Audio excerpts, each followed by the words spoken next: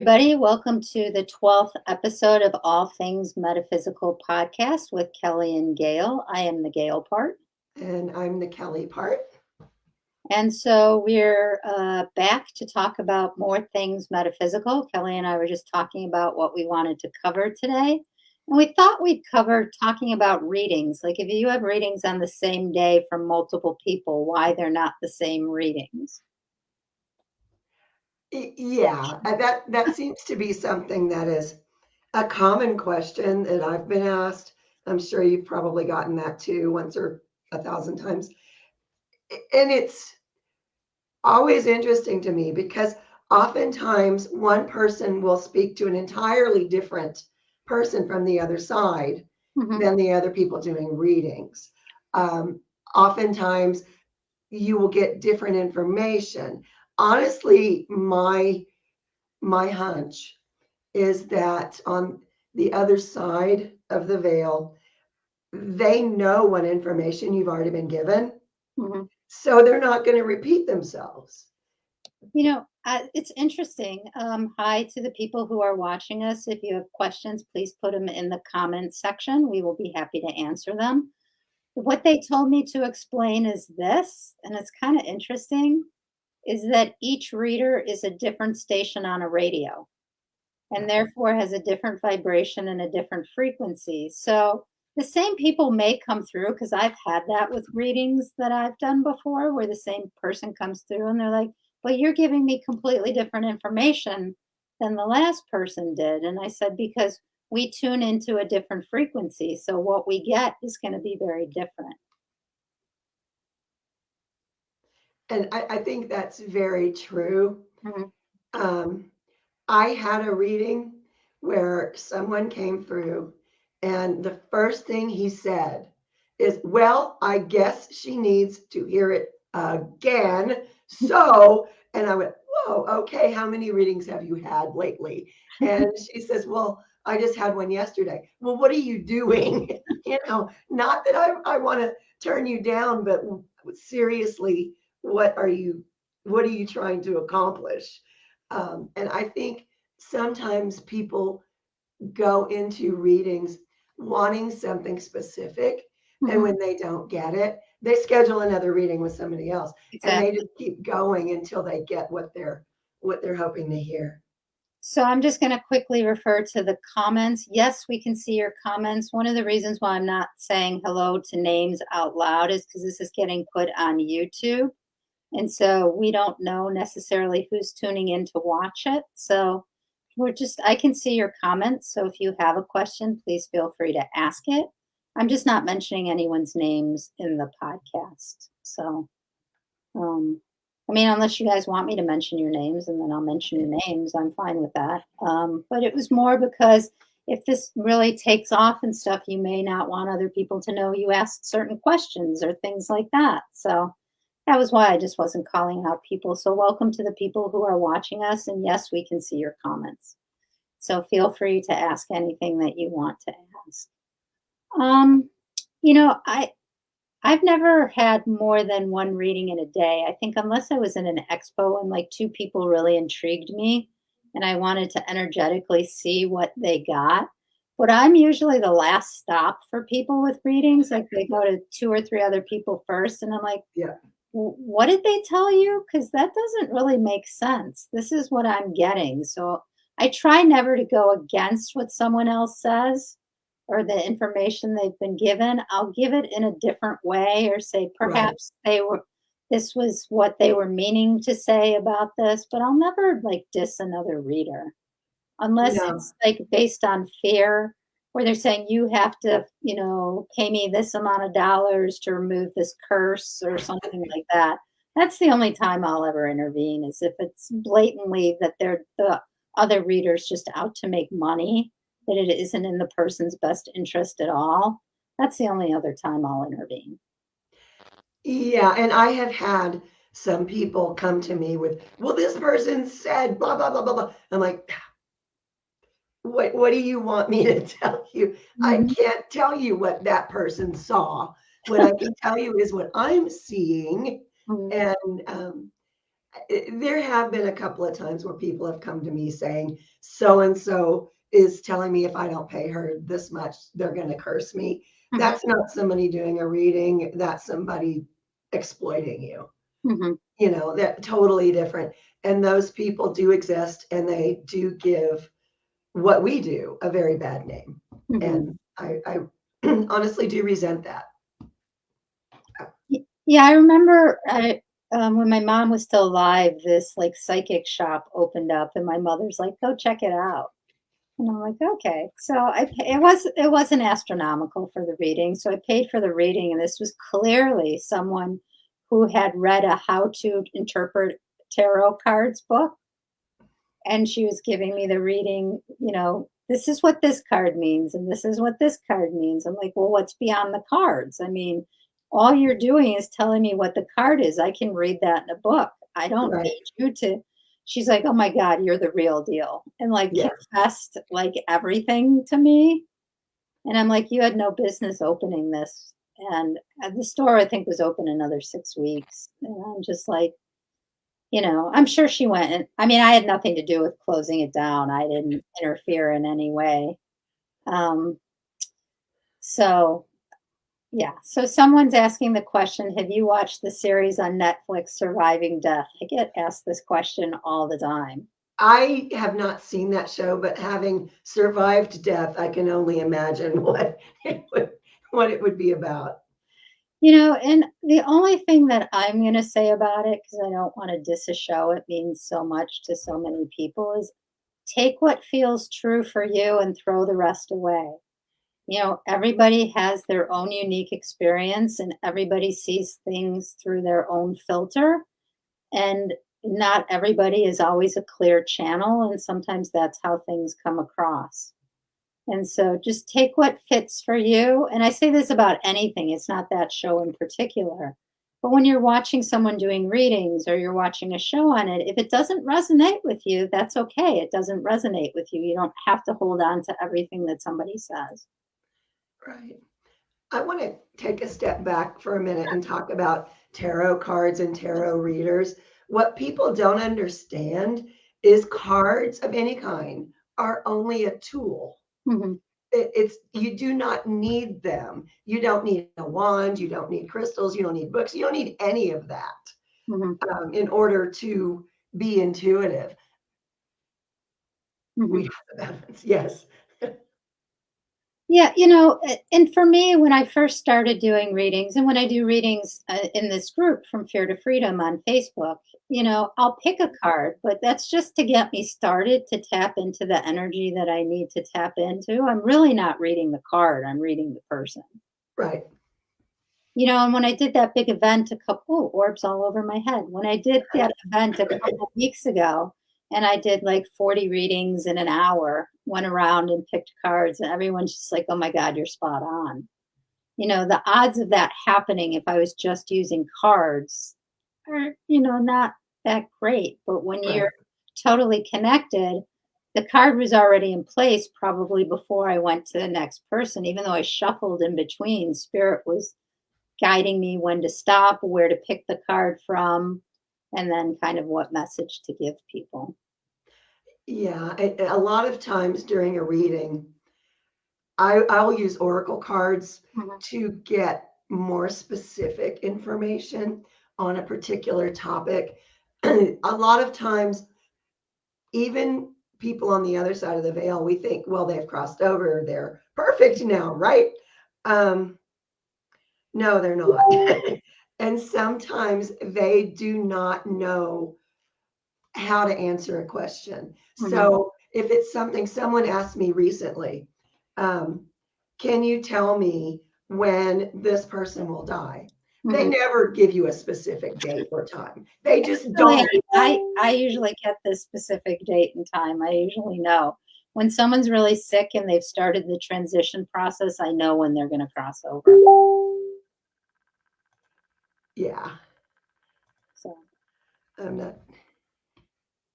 Yeah, it's not tied to an object. Absolutely.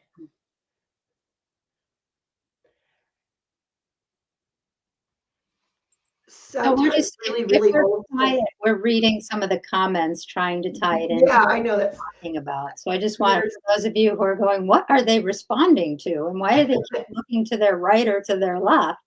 We're reading the comments that are coming in as we're live streaming on From Fear to Freedom. If you're watching this later, you won't see the comments, but we wanna make sure that we cover things that people are asking.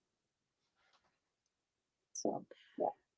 right. But that is one thing they will not talk about. They may give you a range. They may say, you may have usually what they tell me if it's an almost intimate death, Mhm. can't talk, death, they'll tell me have them cherish every moment with this person, or they'll say something similar. Um, but they're not going to tell me, well, tell them your mom's going to die on November 28th at 11:13 p.m. Eastern time. They're not going to do that. Well, usually, when my friend's mother was dying, and a lot of my loved ones who've transitioned as well, I'm like, it's going to be Tuesday or Wednesday this week. It's not going to be long, or Yeah. it's going to be at like 3 a.m. the next morning. You're all going to be asleep, and that's when she's going to leave. So, with my parents, though, I pretty much did know the exact time that they were going to transition because my mother told me. Right. Did Yeah. I, My have I grandmother told me Have too. I shared that story? It's kind of interesting. I, I, I don't think you haven't shared it on the show. So my mom was sick, and we didn't know she was, well, I did, but no one else believed me. They sent her home from the hospital, but they didn't tell us that she was actively in the process of dying. They neglected to mention that part. And I just kept saying when a home health person would come in, I'm like, well, she's not better in 3 days. She's going back to the hospital. Meanwhile, she came home on Thursday. Friday morning, it sounds morbid, but I knew it was coming. I said, Friday morning, I went to the chapel and I talked about her service and what we were going to need and what was going to happen. And I said, it's going to be around 3 days. And they're just looking at me like I'm out of my mind. And so that was Thursday, that was Friday. Saturday night, I was calling hospice like every hour because the transition was not going well and they kept telling me to give her medication and stuff like that. Finally, they sent a nurse out who then sent her back to the hospital. And then she died on Sunday. But I was sitting there on Saturday night and my friend had come to sit with me. Everyone else had gone home already. And I saw my great aunt reach down for her. And my Mhm. mother said, I won't go with her here, meaning me. And so I heard 9:03. I'm like, okay. So 10 to 9, I say to my friend, we have to leave. And she's like, why? I said, because my mother's going to transition in about 15 minutes. Um, I mean, it wasn't funny. I was like bawling. It's not, but yeah. So I get down to the parking lot, and all I wanted to do was run back up and be there with her, but she wouldn't go with me there. So sure enough, Right. I go home, I like get ready for bed, and I'm just waiting for the phone call. So they called at 9:45 and say your mother transitioned to the other side. It's interesting though, because her death certificate says 9:13, but I just don't think anyone was in the room when she transitioned. I think she died. And so I met with a hospice worker because it was one of the services that we got. So for 3 months, I went through grief counseling. And my appointment was at 9, but we started a couple minutes early because he was finished early. So he came out to get me earlier. And I finished telling him the story and it's 9:03 on the clock. And, it was just such a profound experience. It's something that I will never, uh, be able to really wrap my head around. One of the things I had, and I've talked about a lot of other people, and this isn't a topic that gets talked about. It's not really metaphysical, but it does involve death and dying.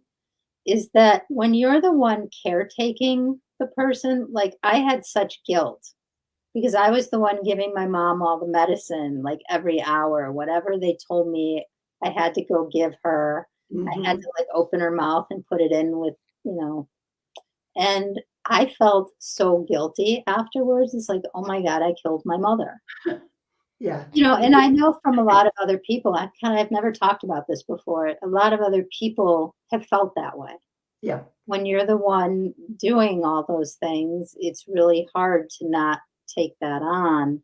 Yeah. And I had a friend, Bill, who transitioned and was on the other side, and I was so exhausted, like Thursday, Friday night and Saturday night, literally till they came, and then we sent her back to the hospital. So this must have been Friday night. Literally at one point I looked up and Bill was standing next to her and he's like, "I've got this. You have got to get some sleep." And so he stayed, and it still makes me cry. He stayed with her all night so that I at least got a couple hours of sleep. Yeah. Aw, But it's such a difficult process, and it we is. need to start to talk about this more, and we need to start to process it more because there's so many people sitting with all these feelings because we don't really talk about it in the West. Right. Yeah. Right. Yeah. It's a shame that we don't. There are so many things that are taboo in the West about dying. It's like we feel like we should, live forever. It's never going to happen to us. But recently, I've talked about this on the show, I think, my aunt died. Mhm. And she practically told everybody, you know, what was happening. Mhm. And still, one member of the family didn't want to believe it. Mhm. And it's always so hard for me because I'm talking to her higher self Mhm. and she's telling me I'm ready to go. Tell them to let me go. Mhm. And what do I do? Tell my cousin, hey, your mom tells me to tell you to let her go. And it was a really tough transition. Actually, I did that with my grandmother and somebody else who was dying. I'm like, you have got to say it's okay to go, and you Yep. have to tell them to go towards the light. I don't care how hard it is for you to do that right now. You are what's keeping them here, and they really need to be set free. And that's one of those things we need to talk about more Hmm. because how much pain are people inadvertently causing their loved ones by not telling them it's okay, you can go. Hmm. Um, my grandmother told me exactly when she was going to die. I couldn't get there for Thanksgiving. And Hmm. I said, I'll be there for Christmas. She says, oh, well, that's too bad. I'm dying Thanksgiving evening. Okay. And she did. Hmm. And, in my family, that's something we kind of, in my immediate family, that was something we did talk about. Hmm. But in my extended family and in most people's families that I know, we don't talk about death. Hmm. Um, even after a death, they still don't want to accept it. And it just boggles the mind. It's have a little bit of faith. I always wanted to, since I grew up in the Jewish tradition, I always wanted to go to chapels and said, "Do you need any mediumship services to help people with the That's a good transition idea. process?" And I actually talked to someone who worked in one of those ones, and they're like, "God, that's an amazing idea." Yeah. To just let the family members know what's going on, or but yeah, it's just there's lots of things that I always get really puzzled about. No one's getting out of here alive. No. And we may as well face that. It's I, it's something that's discussed other places. It just seems to be Western culture that we just don't.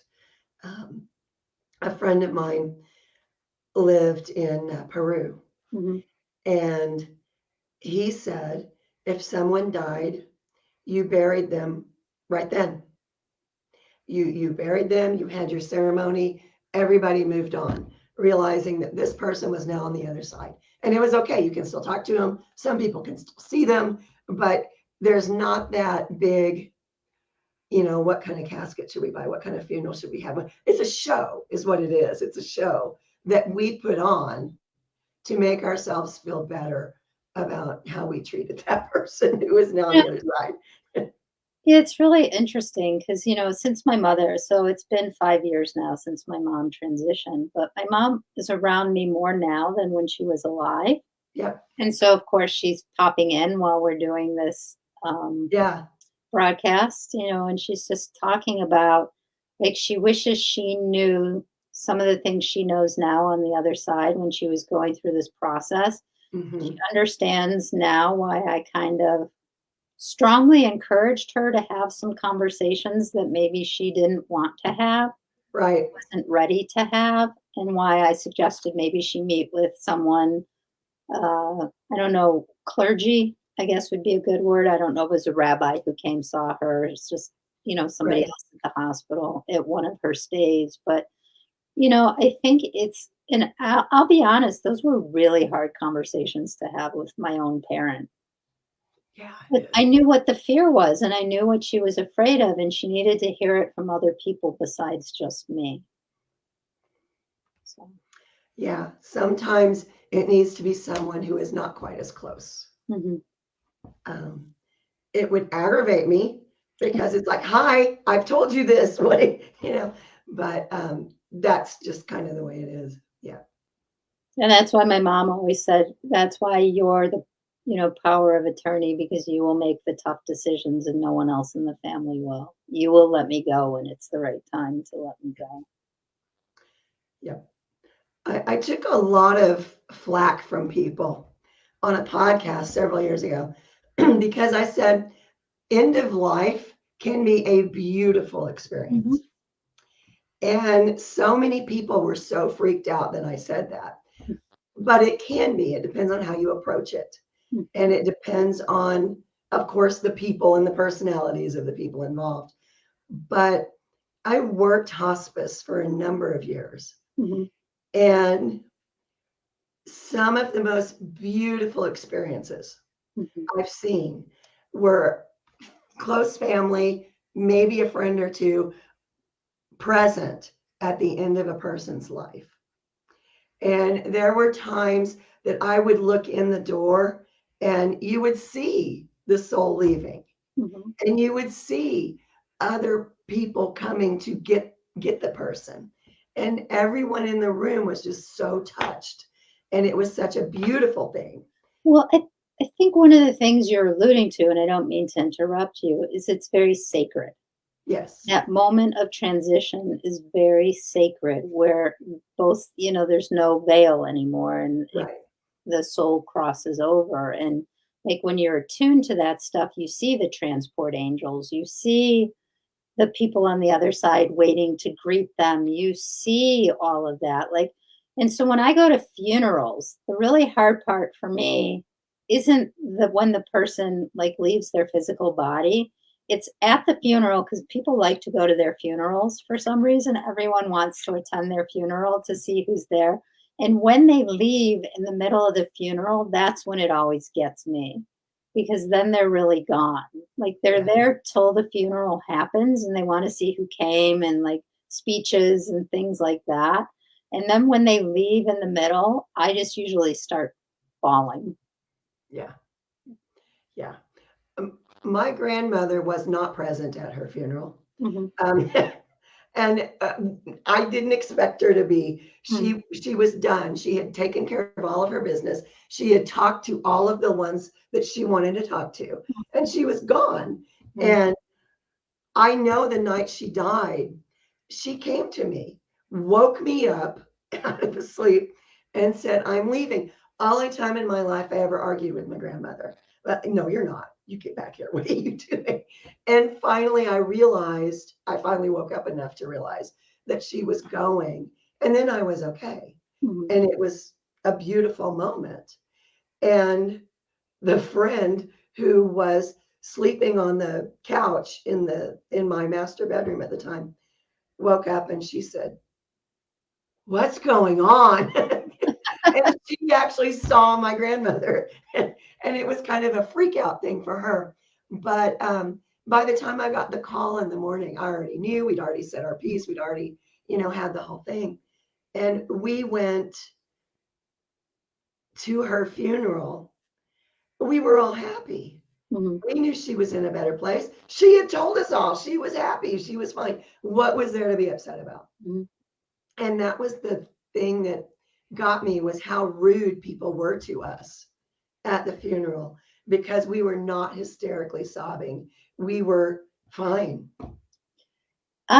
In all honesty, I was okay at both my parents' funerals and gave eulogies for both of my parents, which isn't that common. It didn't used to be that common in the Jewish tradition.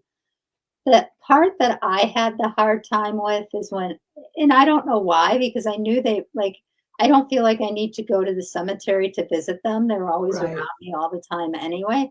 But when they lowered the caskets in, and then in Jewish funerals, you put the dirt on yourself, Yeah. and it wasn't that I started crying because what used to be was over.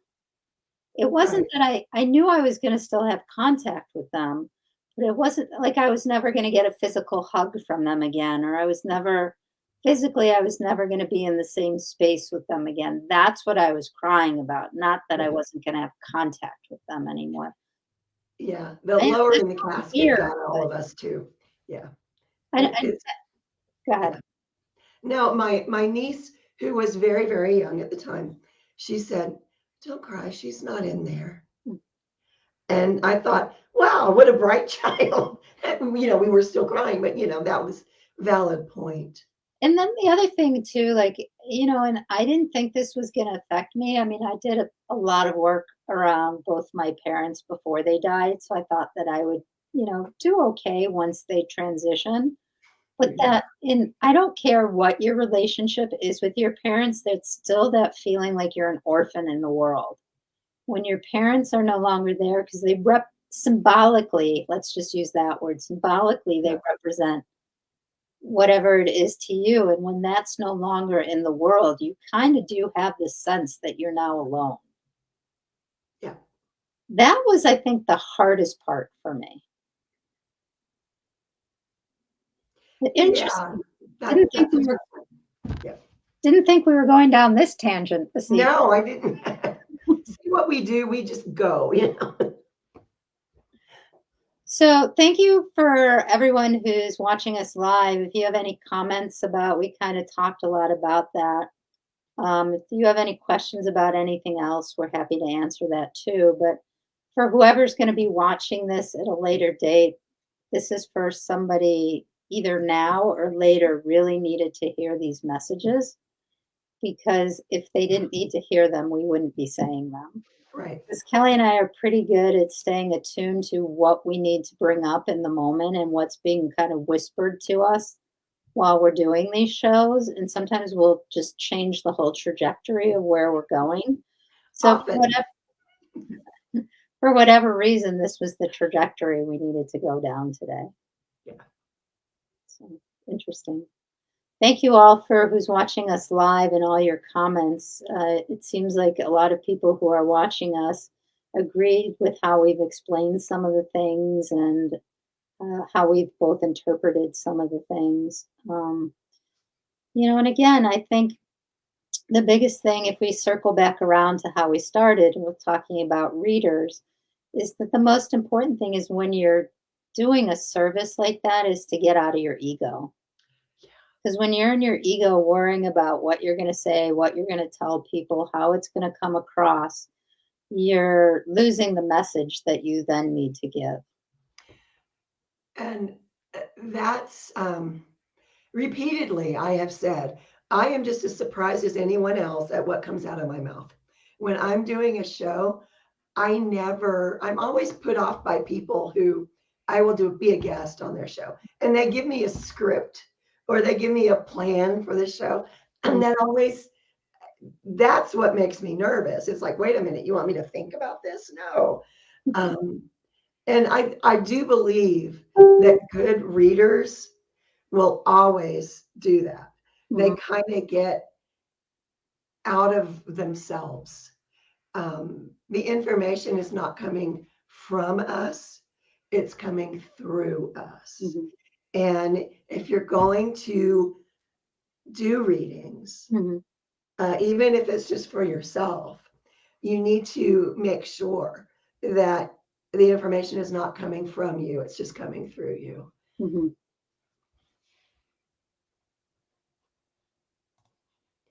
Sorry, I'm scrolling through the comments. So, yeah, so I mean, I always find it fascinating how we meander through a show. Like, and we've talked about this after the show, and it's just like, wow, that was really interesting. We started on this, and then we went completely off topic, like last week when we were talking about 12-strand starseed DNA and what it really means and stuff. And it's just like, how did we get there from where we started the show? I couldn't tell you. I don't remember what I said last week.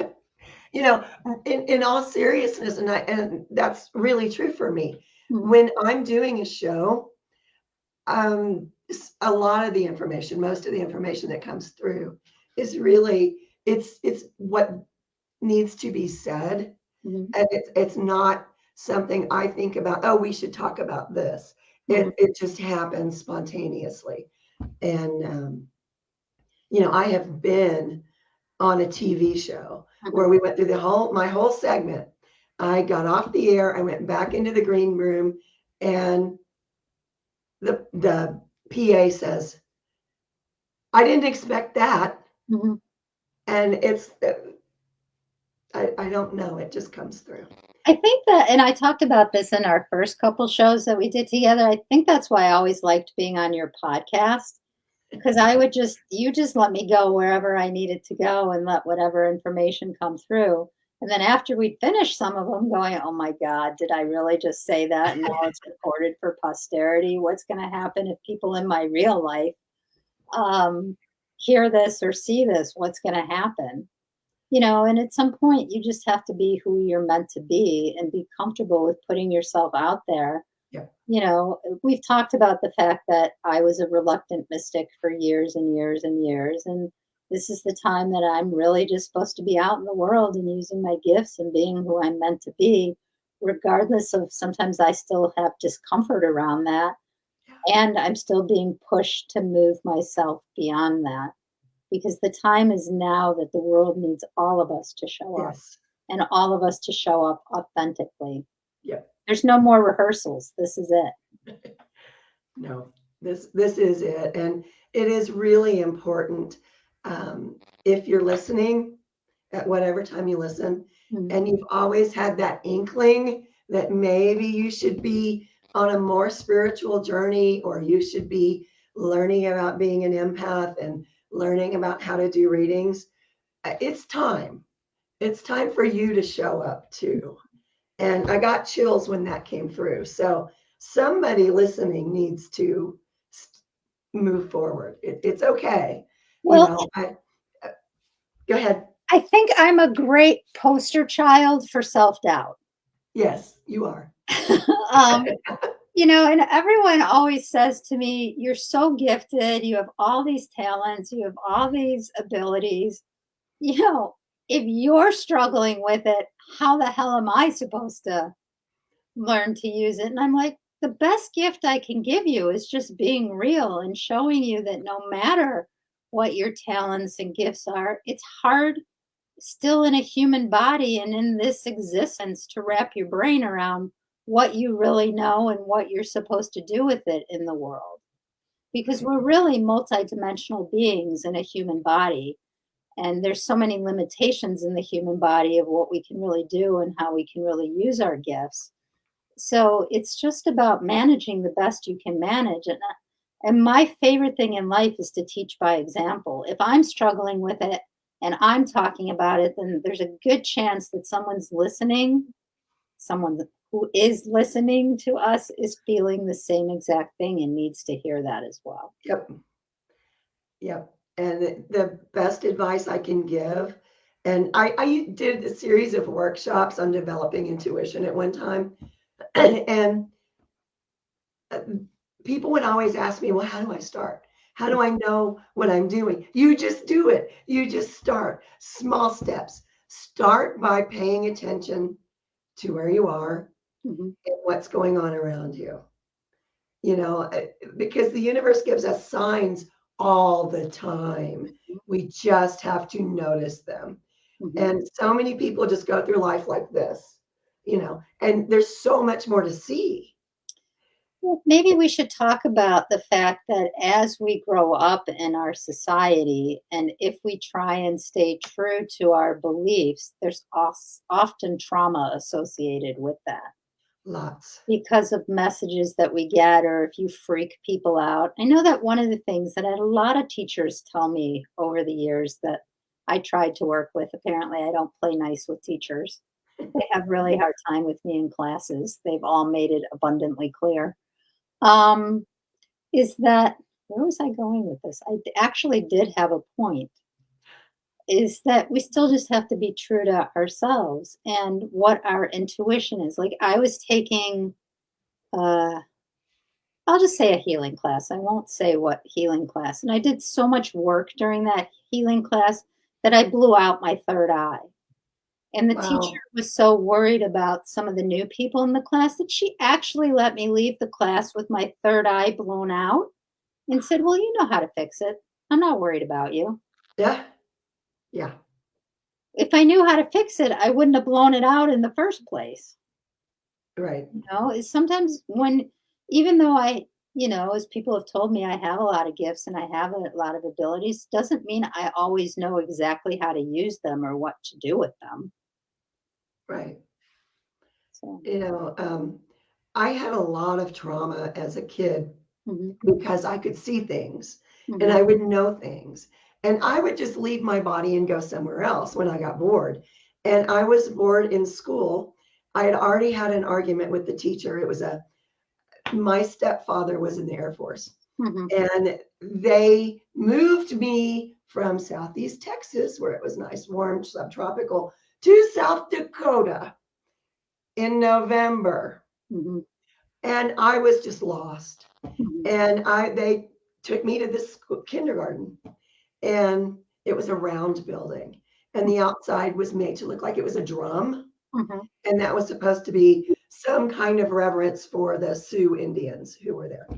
And I walked into that class, and there were these murals on the wall of Native American people. And I said, "That's not right. That's not what they wore. They didn't dress like that." And, the teacher is automatically writing down argumentative, and, so that was the first thing I had done. And she had really made a public spectacle of me saying, but I know that's not what they wore.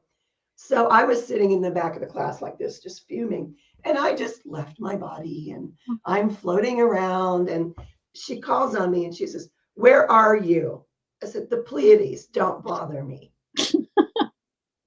I was 5, and it was just nobody understood. Well, And the next day was a blizzard, and we went to school, and the blizzard hit while we were at school.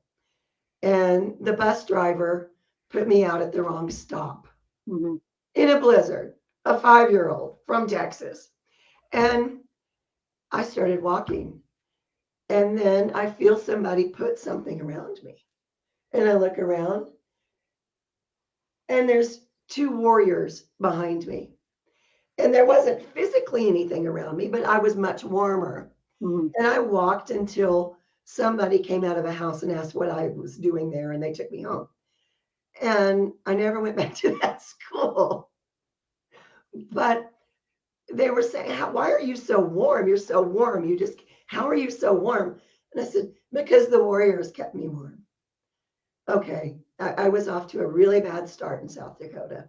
I was can there 3 months and they sent me back to Texas. Can you talk a little bit about, because you referenced them, were talking about the Pallades, and I know that before we came on today, you said you've been talking to them a lot. Yeah. Can you maybe explain to people who are watching who the Palladians are? Well, they're literally from the Pleiades system, the Seven Sisters. Um, they are a very healing, very intelligent race of beings who really do only want to help us. They scare people because they're very tall and very blue and long blonde hair. Mhm, And Yes, I know that people have told me forever I look like I should be from the Pleiades. And at one point, I told people I was from the Pleiades, and they said, "I was out of town in Texas." So I stopped talking about it. But they're very, very, very advanced. Mm-hmm. And they have shown me graphs of the way our brain works, graphs on how to incorporate the shamanic knowledge that I have with their highly advanced knowledge. They have shown me things and taught me things that I can't even explain. But if you're going to start, and eventually, I think everyone on this path eventually comes into contact with beings from other worlds, I can tell you they are one of the best to work with. They are very, very patient, and they smile and nod their heads through my ceaseless, stupid questions. So but that's who they are. And they are here to help. And they do go right along with the 12-strand DNA. That's kind of where it came from. Do you want to go on and talk about that now? Since we're out here on this branch, Yeah, we have about only a few more minutes of this Okay. so let's save that for another one. But we will revisit the 12 strand Yeah. DNA at some point. The Palladian race being one of the 12 stars. Contributors, yeah. One of the contributors. So it's just so interesting. There's so much happening as the veil gets thinner and thinner. Yeah. My favorite place to go when I'm really stressed out is the Crystal City in the fifth dimension and play with the pink dolphins in the pink water. And the gold. Yes, I like that place as well. The gold dolphins too. I have to mention that they're pink and gold dolphins, but the water is pink that you swim in. It's the most, I don't know, to me, it's the most relaxing place, I think, out of all my travels that I've really enjoyed the most. There's also a beach that I visit on shamanic journeys. Mm-hmm. And I've been told it is the beach of manifestation. Mm. And when I go there, it's a great place for me to meet with my spirit guides. Mm-hmm. They will come walking up out of the water, which is a really freaky thing the first couple of times you see it. But there are many, many, many places in other dimensions, other worlds that you can go to for guidance. And I feel like I have to tell someone who's listening that you will find your place. Mm-hmm. You will be led to your place, and you can ask questions and you can receive the guidance. And sometimes it's best not to tell other people about your secret place or your guidance until you are more confident in your abilities, because people can really, really damage you. Mm-hmm. When I do guided meditations, I usually start by saying, please find a space in nature that you're really comfortable with. And then, depending on what kind of meditation I'm doing, I'll add different things to it, or add paths, or do different things, or color code it with different things. But to me, it's always interesting what space people pick outside, because that's where they travel to when they need to, rejuvenate or whatever. So we all are going to these places. You may just not be conscious or remember from your dreams or meditations where you're actually going to. But like some of the places where people have talked about where I said you're in an outdoor space, I'm like, it's not in this dimension. Right. But I won't say that because they're very believing that it still is of this dimension. And if they still need to believe that, I'm not one to rock that boat for them. Right. So, yep. All right. Any last questions, comments, things that people want us to talk about in coming weeks? Thank you today for everyone who's watched us, for all the comments that you guys have posted and being very interactive with us during this podcast. We really appreciate that. Yep. So we will see you guys all again next week. Same bat time, same bat place, same bat channel. Yep. All right. Bye, everybody. Bye, guys.